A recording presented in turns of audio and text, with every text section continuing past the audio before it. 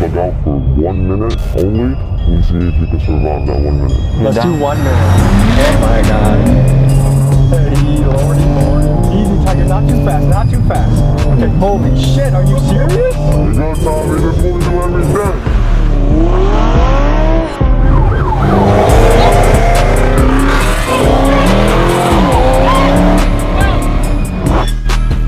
It's a dangerous trend known as throughway swimming. It's when cars drive recklessly on highways, causing near misses or weaving through lanes.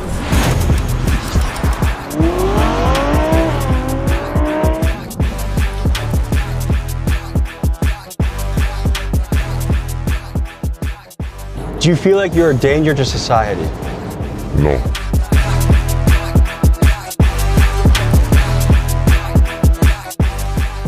How worried are you about being caught by the police? Not worried at all. My name is AJ, and I strike cars for living. We basically just got chased by undercovers right now. Just now? Yeah, like 30 minutes ago. I'm a crazy driver, and do not try to replicate what I do. It's dangerous, it could cause injury or death. Follow the street laws. Last year we dropped an explosive documentary with Squeeze Benz and the swim team, and this video peeked behind the curtain on New York's underground car culture. But as I've learned more, I can say that we have barely scratched the surface. So today, we bring you back into the world of New York's Most Wanted, and what you are about to see is fueled by speed, theft, and daredevil behavior. We meet drivers like License, who weaves through city traffic at triple-digit speeds. We meet car thieves who minutes before evaded police, and they show up to their interview with us in a freshly stolen Hellcat. And from the chop shops to the shady exotic car rental dealers, we meet the players who are connected in this high-stakes underground scene. At great danger, we buckled up and brought you inside this world. But warning, this documentary is for educational purposes only. What you're about to see is dangerous, illegal, and at times life-threatening. Viewer discretion is advised.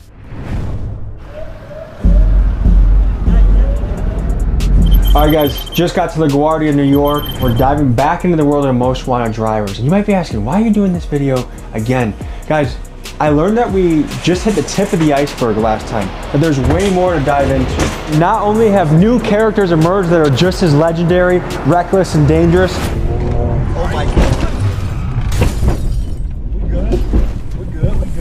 But there's also this structure that we never got to see in the first episode that I really want to dive into. How are these guys getting access to Lamborghinis and BMWs and high-level foreign cars? These guys are living outlaws, going on police chases on sometimes a daily basis and getting away. How?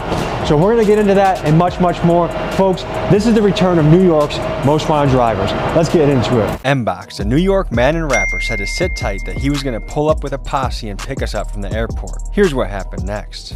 Never been picked up at the airport like this before, not sure exactly what to expect, but they said they got something really special for us. So it feels like some Batman shit. This just feels like a place where anything can go down.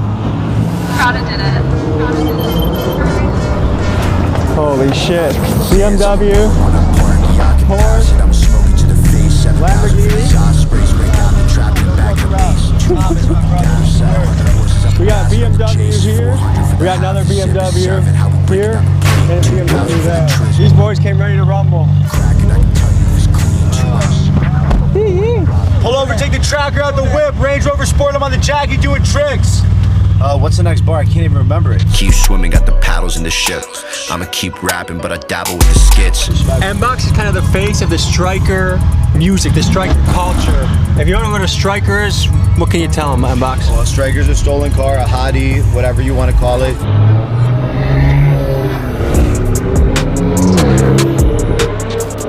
First time.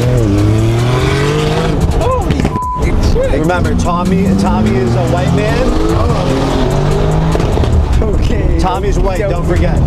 You should know that your music is made at a lot of places, but my friend Felix, who's currently probably in the West Coast stealing cars, is listening to your music a lot. That's great to hear. A man from Queens is accused of committing several traffic violations in Newark. It happened along Market and Broad Streets back on April 11th. On a scale of 1 to 10, how wanted would you say you are? Probably a 10, nobody's more wanted than me. Really? Yeah. Can we address what's going on with Squeeze Benz right now? We were going crazy. Everything was, everything was going swell. Had a lot of crazy collabs. Obviously, we did the video with Tommy, and that blew the f up. That drew a lot of unwanted attention on us. We basically had to kind of shut the operation down for a few months. He's laying low right now, not really kind of taking a step back from everything, and he's not really going to be involved in cutting up or driving anymore, just because we can't really let anything happen. We got to be safe. It seemed no one could give us a straight answer about Squeeze Benz. Many on the internet claim he's locked up somewhere on the East Coast. Others, including his team, say he's just laying low, waiting for the heat around him to die down. But either way, there has been no sign of him in months, which only fuels further speculation.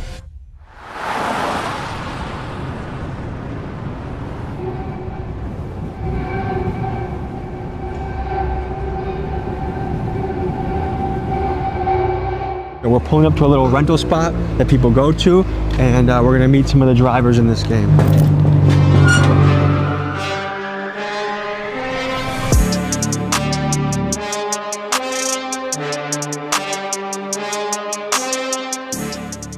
Tell people who you are and what you do. I'm licensed.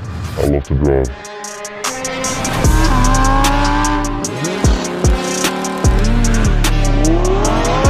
What would you say your specialty is? Like, is it fast? Is it cutting up? Like, how do you... Heavy traffic. How risky would you say that is? Not as risky as going high speeds. Have you ever crashed before? One time where my boy rear-ended me. So, 2 drivers crashed. Yeah, basically. I've heard there's cover-ups going on. Some people don't want to show how dangerous this really is or how it can damage other people. Can you speak to that? Folks, I think it's really important to speak on the covering up of crashes that's rampant across this driver community, because some of the drivers in this space with the biggest followings are doing this, and it gives the false impression that this is a relatively risk-free activity rather than something that is an extreme danger to innocent people. I mean, they cover up their crashes to maintain like a good image about themselves, and it's bad. Like, me, I just post whatever, I don't care, I post my underclass. They don't do that. You are arguably the face of the drivers right now. I think there's not even a close second right now, would you say? Correct. How is that? Like, you feel like you're kind of the king of the space? In some way, yeah. What motivates you to do this? Traffic. You just hate traffic? I hate traffic. You like traffic? No, I don't.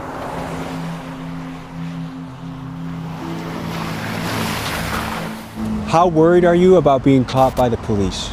Not worried at all. Do you think they have their eye on you? I'm pretty sure they do, but whatever happens, happens. I don't think I'll ever get caught, and if I do, it is what it is. Is there an amount of jail time that would scare you away from doing this? Lifetime. How are you getting access to all these kind of crazy cars?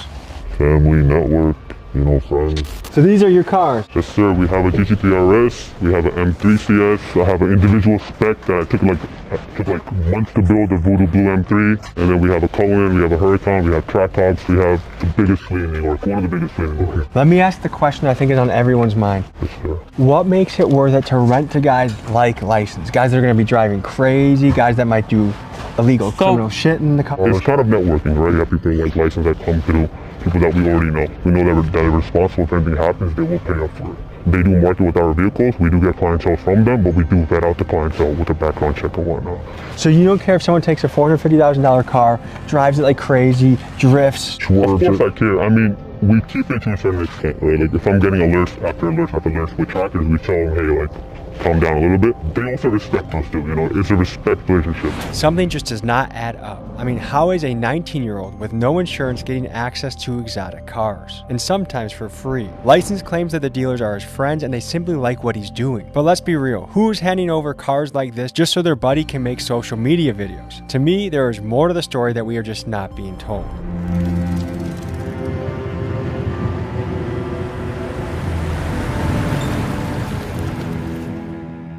We begin this next day by meeting License at a historical landmark for the New York drivers. Legend has it this is the spot Squeeze Benz and License grew up meeting at before they drove around like maniacs. Okay. What's up, brother? So you had us meet you at a Home Depot of all places. This is where it all started, right here. This is important to your journey. Yes. Tell me about it. Basically, the first ever demo we ever did, the most popular one was Squeeze, and the very, very beginning. was, you know, in this Home Depot. We all met here, and then we hit the GCP, which is this highway right here. You know Squeeze Benz? That's my boy. How long have you guys been hitting runs together? Before all the YouTube stuff, before everything, we known each other for so long. I've known him, Squeeze, before I've known him back. Does your mother know you do this stuff? No. She doesn't know at all? Your parents have no idea? Nope. What do they think you're doing all day? Work. They just think, when you talk to them at Thanksgiving, talk to them about work, what do you tell them? I make money. You know, I'd rather not tell them because I don't want them to worry about me. Is your dad in your life? Yes. What would he say if he knew you were doing this? He would tell me to stop. You got a fiance, right? I'm engaged, yes. And what does she think about this? She doesn't know. Do you feel like you're living a lie with your family not knowing this? Not really. I'm not lying to them. I'm just not telling them.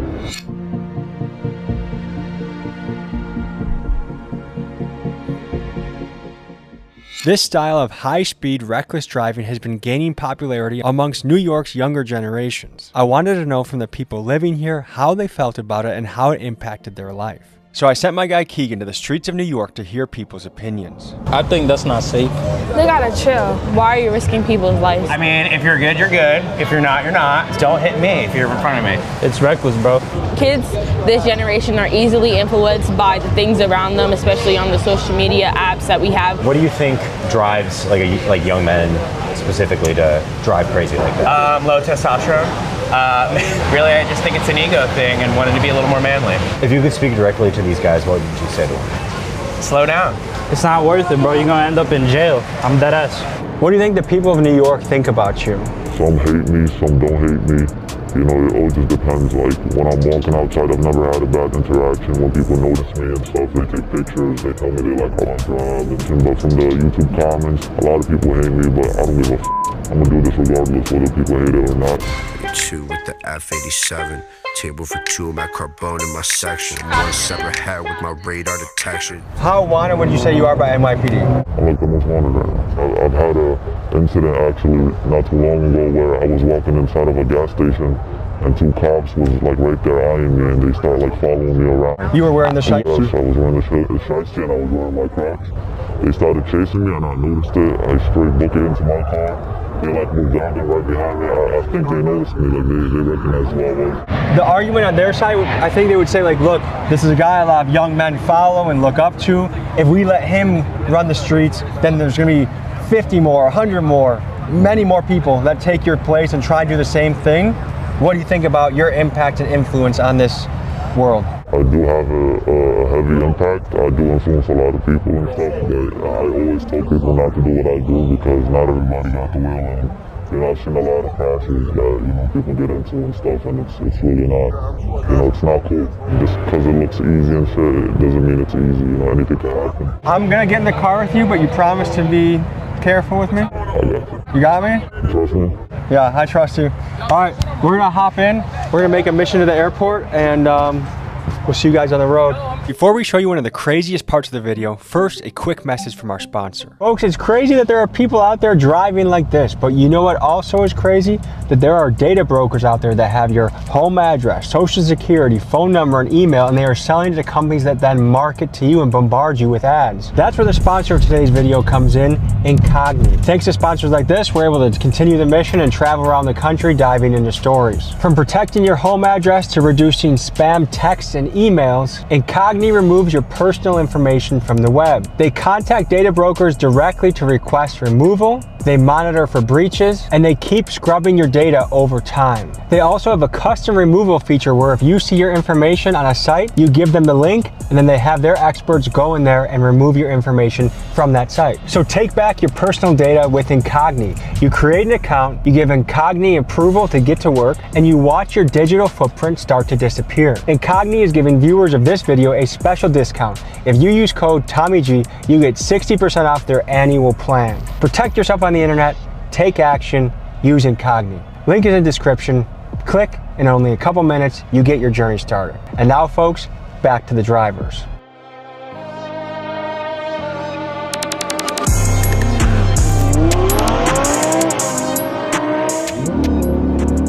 How often are you switching cars? Every day. I can't drive the same car for more than a day because it gets too hot. You have good insurance? I am the insurance. So no State Farm or Progressive? Nothing. If anything happens, if I make a mistake, I gotta come out of pocket. Damn. So if you hit somebody on the road, would you stop? I think I would. But there'd be some mental thinking going on to figure out how you'd make your next move? Yeah. Tell me about the feeling you get when you do this. It's a good feeling. It's, it's addictive. Better than drugs in my opinion.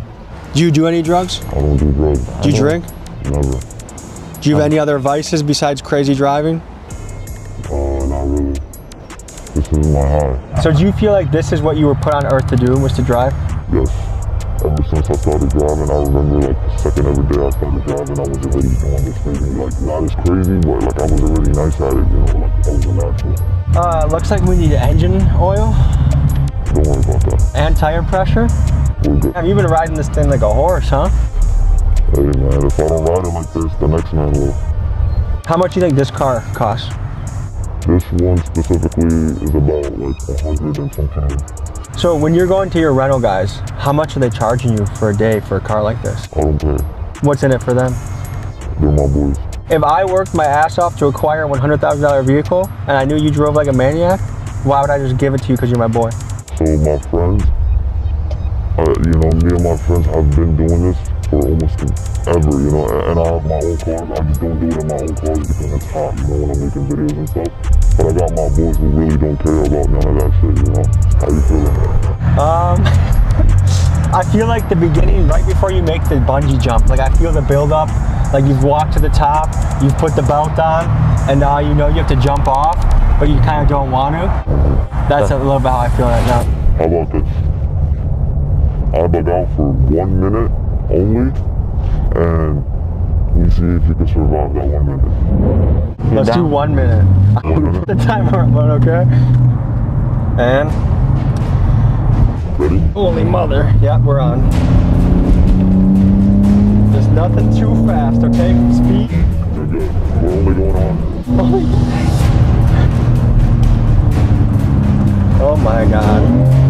Hey, lordy, lordy, come on. Come on. Easy, Tiger, not too fast, not too fast. I can do the cutting, but the speed is what scares me.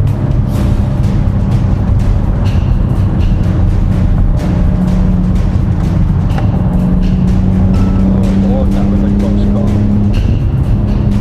Okay.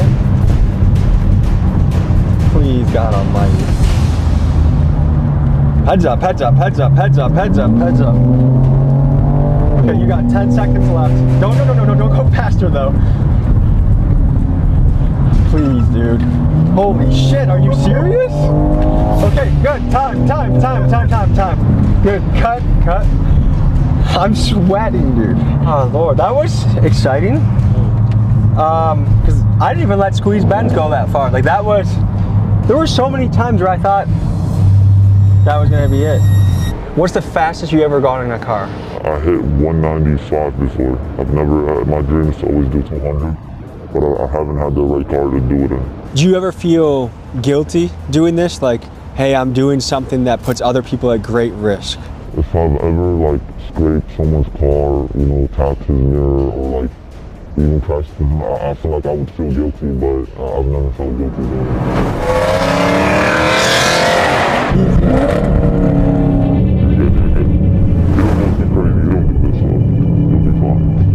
Talk about the difficulty of getting away from police in these circumstances. Really not difficult. Cops literally don't know what the they're doing. They're not drivers. They don't do this. And they drive slow cars. We don't stand no chance against the DA. Oh, you just changed it to Sport. Sport Plus, don't...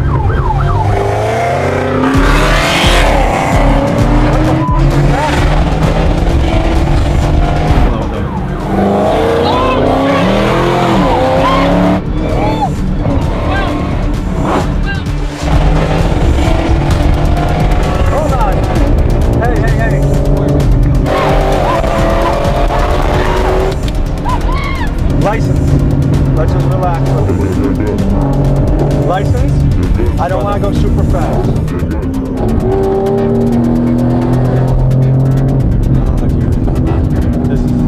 How often would you say you go on a high-speed chase? Every day. Every day. Every day? Every day. Is that an exaggeration at all? No. Have you had close calls? I've had close calls, yes. Have you been chased by a helicopter? One time. How's it getting away from that? It was not as bad because the helicopter came after I got away, but it was 3 helicopters, as a matter of fact, and it was recent. Can you explain the process? You try to get away from them as fast as possible, and when you do that, you try to maintain a high speed, not too fast, but a speed that they're not going to maintain for more than 2 minutes, and that's literally it. And then you take an exit, get out of there, go to bed, go to sleep. You're good, Tommy. This is what we do every day. I know, but you're good, trust me. I promise you, your life is in good hands. You're going already. That's what we're done. Okay. I'll slow down for you, don't worry. Can we... Holy shit. You were just asking about cops and how easy it is to... Was that a real cop? Yes. What the f was that? Well, you think that was? Yeah. So we just got into a police chase and got away? Basically. Okay, easy, please. Please. Hey, we're good on this. License. Come on, please. Hey, can you listen to me? Hey, I get it, but I got the idea. I got a kid at home. I want to be a responsible dad. When you have a kid, maybe you'll feel a little. I get it. I get where you're good at this. I trust that you're good at it. You see how much, I don't even sweat this much when we interviewed the Sinaloa fucking cartel a couple of weeks ago. Holy shit. What would you say to someone that's like, man, that's a really selfish way to drive? No comment. I'll keep it pushing. You know, I love doing what I do, and no one can tell me anything that will change that. There's levels to this. There's really levels to this, and the level that I'm at, and like a few people are at, has not been discovered. You know, you gotta be careful. You gotta care about everybody else on the road. That's something I really care about. I don't care about the car I'm driving. I don't care about me. You know, like it's other people that have nothing to do with this world. So, if people were to describe you as a menace, would you agree with that assessment? I'll say 50-50. What makes it worth it for you? I would do this often on camera. It don't matter to me. I do it every day regardless. It's fun for me. These people, by the way, these people are like looking for us right now. The same cops that chased us. That's why he just went to the left. He's searching for the car because we just ran from him. But we'll keep a distance. We'll be fine. I'll play it safe for you. But I cannot stop. I cannot stop. Like if he lights us up, I might have to go. That's something I can't promise. This bitch got an angle. I got roused like the Bengals. If I find out she's cheating, then my bitch getting strangled. 707, this a Hellcat Durango. M-Box is a character, isn't he? He's super funny. I love him. Look at him. Yes, sir. You're the biggest motherfucker ever. I want to crash out, but I'm not going to crash out. You saw the fucking police? He was like, I think he was off duty, but he turned his lights on you guys. You're definitely good though. It's not hot for sure. And then I was just right next to him. What's up, man? Good to see you. How are you? Yo. Hey, yo. Glove boy. Michael Jackson. Oh shit, hey, easy. They don't even chase no more. That's the cops. It's the cops, we're not worried about them. Do you clench up at all when he's driving? Nah, not no more. I never did. He'll tell you, out of everybody, I love this shit the most. Look at him. Ooh, they're on his ass heavy. I'm not gonna lie. Light him up right now. Just because I got lit up in the same car earlier. Yeah, he's definitely on him though. He's like right on his ass. This is a bad spot to be with traffic too. Yeah, but you'll be good. You'll be fine. The only problem about that car is that all 4 wheels are flat. He barely got any air in his tires. Have you been on a chase yet? A little one. License? You're good. That's good. Do you get any sort of nerves in you when you see the police in close proximity like that? I get excited. Facts. I'm surprised you're in here, Tommy. I am too. I would have thought you wouldn't have fucked with it, or you would have been the next M-Box. Like, hey, slow down, we got enough. There's a cop right there, dude. There's a cop right there. Hey, that trooper's pulling up. Yo, bro, you can't run him. Nigga, he's right there, look. Yo, bro, you are not, I have my real plates on. Just relax. Look at your body language. We don't want to look like we're up to something. Yeah, that trooper's on our ass, though. Oh, Lordy. Just for context for the people back home, there's a state trooper, 9 o'clock. I just landed. I've only been in New York on the soil for about 10 minutes. already almost 2 potential chases. Let's we go need to out. get these Let's plates go. covered up. Let's go. How do strikers come into play in this business? Oh God. So strikers, I mean, right now we have a jailbreak Hellcat, we have a Trackhawk. We're in a kind of a networking business where, for example, if someone does take our car and they're clean, but they end up trying to strike it, we have people that are in the group chat that send us pictures. Hey, this is your car. They're trying to strike it. Once everything adds up, we kill the car or we try to get there as soon as possible and we just try to stop it. But you have their information on file. Yes, but some people don't care about the information being leaked, but they will still try to strike the car. They'll just report it that, hey, someone came to me, they robbed me of my car. Has anyone tried robbing you before? 100%. And what do you do? We had a G-Wagon that was stolen. That was stolen by another rental company, actually. They tried to swap parts out. We kind of got an alert from the tracker saying that, hey, the device is disconnected, so we got there as fast as we can. And we tried to just get the car back. So you're not scared at all when a guy like License or a Squeeze Benz hits you up for a 100%. I'm up all night. I wake up at probably 9 a.m. and I probably go to sleep at 5 a.m. Probably sleep 4 or 5 hours a day. We get alerts on our phone every single second. But it's just part of the business, you know. It's a high risk and high reward business. I'm trying to understand the New York car scene. Tell me how much these scenes overlap. The strikers, the takeovers, the fast drivers, are they all kind of blended together? In a way, yes. We all do the same thing, you know. Me personally, I'm not in the striker world. I don't drive stolen cars, any of that, but I know a lot of people that do.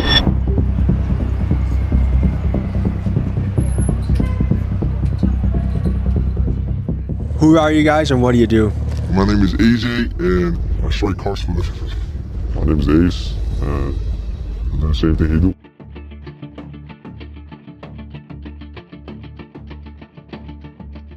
Okay, we just pulled up on a random parking lot on you. How did this happen? We basically just got chased by undercovers right now. Just now? Yeah, like 30 minutes ago. That's what they go for. They usually hit right here and the windows so they know the vibe. So when you With their car they hit you? No, not with the car, with the stick. That stick shot up the window with the sticks. Are we in a situation right now where if cops came you would run? Yeah, hell yeah. Okay, I've seen this around the country a little bit. One thing that kind of concerns me and I'm curious about is why are so many young guys getting into this game, do you think? Because it's easy and it's fun.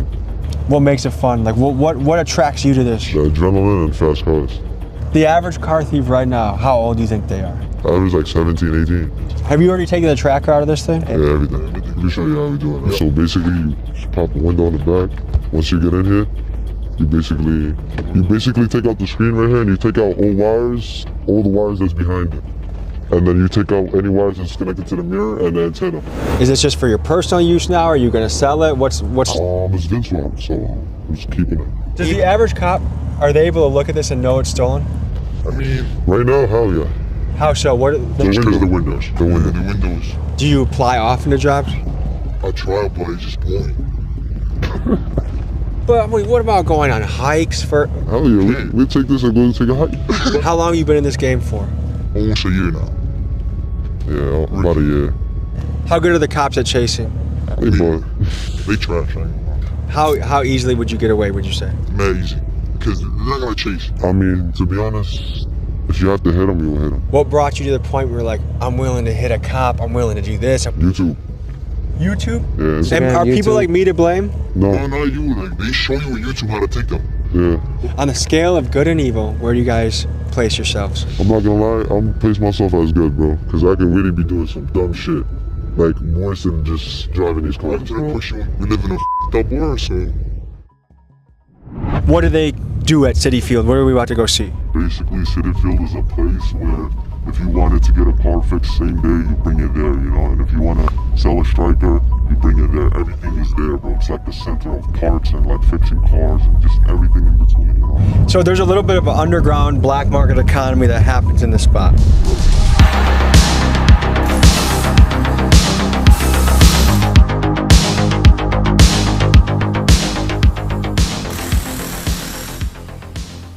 So Mr. Mbox, tell us where we are right now. We are in the heart of Striker City, New York. Out here are all the chop shops where all the crash outs, the Kia boys, so someone the probably just crashed their car here. This was this is a crash, a simple plaster job type shit. You can see honestly because of the paint. Yeah, this was a bad accident, but this is also a beater. So it's probably just someone. I mean, yeah, it's registered and it has the inspection. So this is probably a legit car that was just involved in a bad accident and they didn't want to go through insurance. So once again, you can get a whole job done for under $1,000. You can get, and once again, we're in New York. We're in the most expensive city in the world. So an average shop, let's say they charge $5,000. Out here, you go to the right Spanish guy, you're the right person, all of a sudden you're paying $600 for the same job with labor. So, if I have to get rid of something, do I come to a place like this to get it crushed or taken care of? Like we had spoken to our man about, you can either strip the car clean, which depending on what type of striker it is, if it's a low-level striker, maybe you just set it on fire, maybe you bring it here for junk, maybe you try to sell it for $100, $200, which is a huge thing. After the car gets crashed, let's say before it was crashed, it was $8,000. Now that the car is crashed, if the airbags didn't go out, maybe it's $5,000. If the airbags went out, you can get that car for $1,000. And it could be a really high trim BMW or Benz. It could be an insanely nice car that you got for 99% off, even of striker price, just because it was involved in an accident.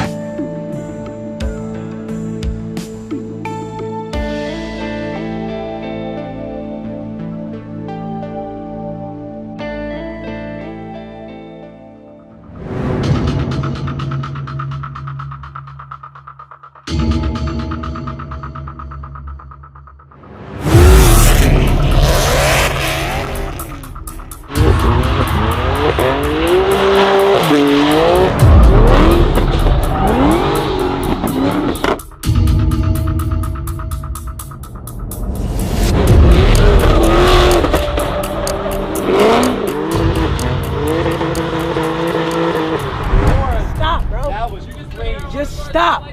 That was crazy. Just stop. That was, I never seen some shit like that. Just stop. What? You almost hit that track bar. Where? No, he didn't. Jimmy's I'm the slider of the group, bro. Okay, okay. Let me show you something. So what are we walking up to right now? That's the 2008 G37 Sport Package. It don't get better than this. This is the best drift car you could get. $25. You bought this car for $25? $25. How long ago did you guys pick up this car? Like maybe 4 weeks now. And you just use it as your personal car now? No, not really. I just bring it to do dumb shit like this. So if NYPD passes these plates, how do you evade detection? No, nothing comes up into the plates. They're ghost plates. You'd think with all the cameras in New York that the NYPD would have an easy time catching guys like this. Between the tolls, traffic lights, bridges, and more, there are thousands of license plate readers across NYC. But keep in mind this rule: no plate, no case. And to beat the cameras, these drivers have a few clever tactics up their sleeve. One of them is to use fake license plates, which some of them even sell on their own merch sites. Another tactic is to use stolen plates, and still yet another is to make their plates unreadable by doing things like taping over the letters and numbers. To me, it's always fascinating to watch this ongoing chess match between law enforcement and the criminals that are trying to stay one step ahead. So, to you, what is the hardest part about this business? Taking a car. Taking a car for sure, because you gotta hop through the window, so processing all of that, it takes too long. What about the person that owned this car? They got insurance. I went through the glove compartment. He has full coverage. He's gonna be fine. He's gonna get a new car. I don't want to hype this up, but in a weird way, does he actually come out ahead, you think? Yeah, for sure. He probably got like a G80 or some shit. This car's like $10,000. His insurance definitely cut him a check for like $30. Yeah? Oh, helicopter again. There's a lot of deja vu from last year, guys. We got a dip in a second. You seen that, right? Yeah. Folks, I wasn't lying when I said these guys are wanted. All right. This has been a legendary interview. Stay safe. Thank you for keeping me safe when I was with you, and I enjoyed getting to know you. I'm going back to Milwaukee. Peace. It was nice talking to you. At this point, we've seen the stolen car game pretty up close. Like, look, that's how he's treating someone's car. It's just his personal fun car.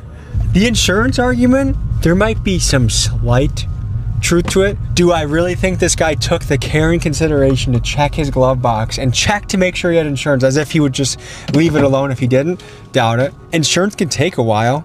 Just the idea that it's just this harmless thing. And then when you look at the amount of money they're making peanuts nowadays. $800 in 4 weeks is, I could mow lawns and outdo these guys.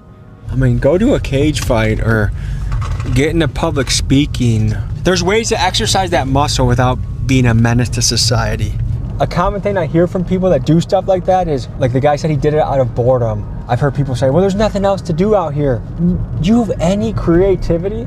Do you have any imagination?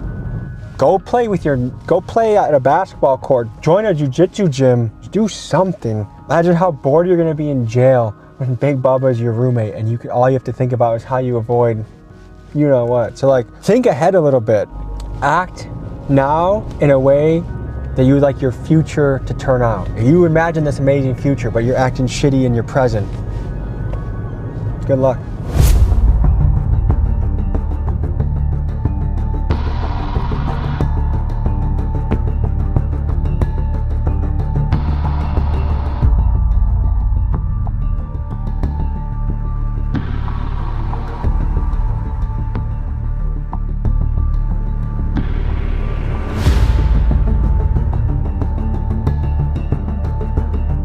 Folks, hope you enjoyed this episode.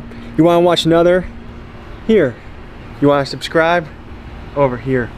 See you next week.